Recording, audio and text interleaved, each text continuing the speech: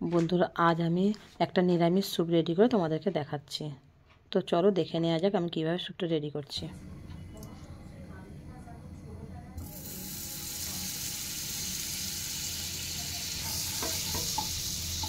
বন্ধুরা, সবাই কেমন আছো?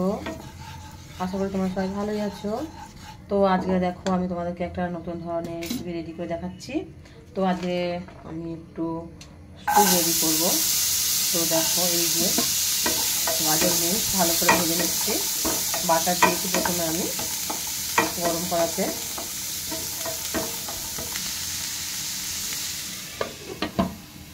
হালকা আছে, এটাকে আমি আস্তে আস্তে খুব সামান্য ভেজে নেব।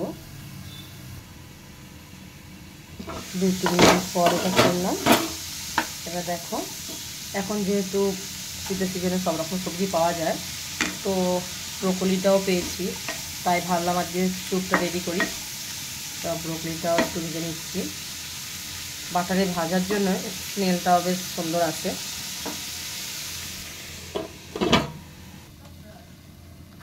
তো দেখো, 2-3 মিনিট পর আবারও আমি একটু ঢাকনাটা খুলে একটু বাটার দিলাম। আবার এটা একটু হালকা ভাজা হয়ে গেলে একটু বাঁধাকপি দিয়ে দিলাম। দিয়ে এটাও আমি 2-3 মিনিট ভাজবো। একটু চাপা দিয়ে দিলাম সেদ্ধ হওয়ার জন্য। ভেজে যাচ্ছে না তো একটু স্বাদ মতো লবণ দিয়ে দিলাম।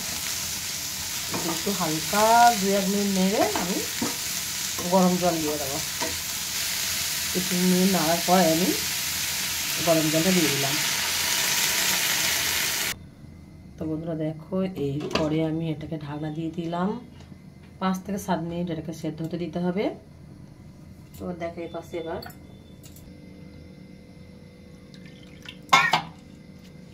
এই পাশে আমি এবার কর্নফ্লাওয়ারটা গুলে রাখছি।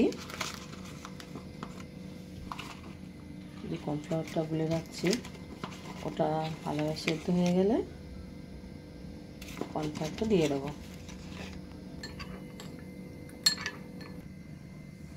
তো দেখো, এর মধ্যে আমি কাঁচা লঙ্কা দিয়ে দিলাম 4টে। এটা আমার ভালো লাগে, একটু ঝাল ঝাল হলে একটু ভালো লাগবে।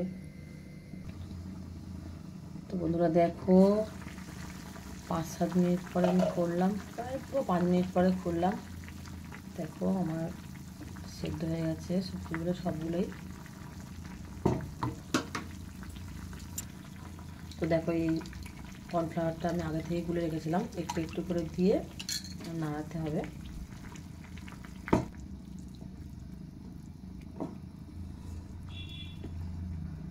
প্রায় রেডি আমার এই স্যুপটা।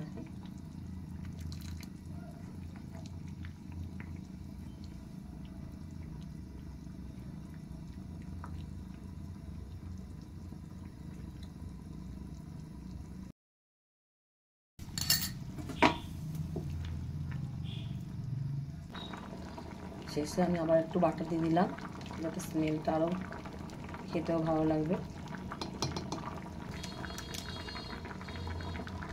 আর গোলমরিচের গুঁড়ো ছড়িয়ে দিলাম। তো মটরশুঁটিগুলো আমি আগে থেকেই বাটারে ভেজে রেখেছিলাম। তো এটা মা খেতে ভালোবাসে না বলে আমি দিলাম না, মায়েরটা তুলে নিয়ে আমি মটরশুঁটিগুলো দিয়ে দিলাম। বন্ধুরা দেখো, এই যে আমার স্যুপ পুরোপুরি রেডি। তো এবার খেয়ে দেখতে হবে কেমন হয়েছে।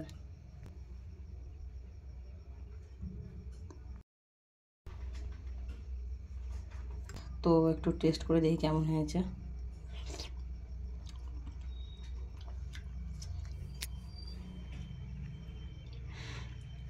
বিশ্বাস করে বন্ধুরা, খুব ভালো হয়েছে খেতে। আমার এই রেসিপিটি তোমাদের কেমন লাগছে তো অবশ্যই কমেন্ট করে জানিও কিন্তু।